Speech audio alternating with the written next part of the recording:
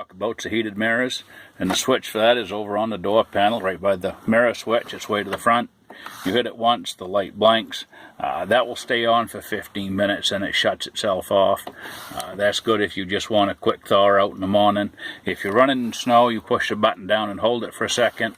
Now the light's on solid, and that's going to stay on until you either shut them off manually or you shut the key off.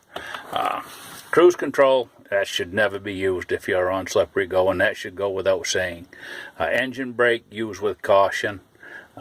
It's a good idea to shut it right off. Just use your regular service brakes and you're not taken by surprise.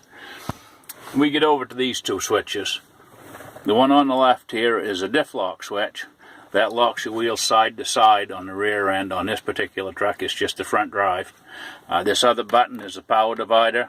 That puts power to both rear ends. If you're stuck, you hit those buttons and you get more drive instead of just one wheel spinning. You can engage these while you're moving, but you don't want to do it under power. The best thing to do is, if you come into a hill you know you're going to need it, let off the throttle, hit the switch, and you watch and the light will come on down here in the dash. That means it's engaged. Then you can get back on the throttle again.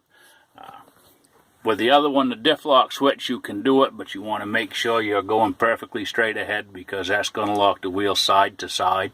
That has a real adverse effect on handling. If you have traction on your drive tires, it's going to try to push you straight ahead, regardless of what you do with the steering wheel. So that's more of a last resort switch. You just want to be prepared for that. Under no circumstances should you ever hit either one of these buttons when you're spinning. That's how you go for a ride on the wrecker. The drivetrain just will not stand that. You can do a lot of damage really, really quick by hitting those buttons while you're spinning. For the most part, you're never going to need these buttons at anything over 25, 30 miles an hour. If the roads are that bad, you need everything locked in at that speed, you probably shouldn't be out there. The other button I want to talk about is the traction control switch. That disables the traction control. You're probably not going to have a lot of need to use that switch.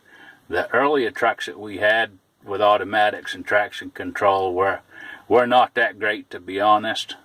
The ones we have now with the I-shift and the newer version of the traction control work really, really well in adverse going.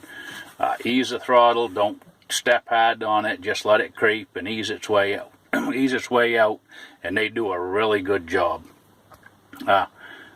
Next we're going to go out and we're going to look at the fifth wheel, and I'm going to give you some pointers on that.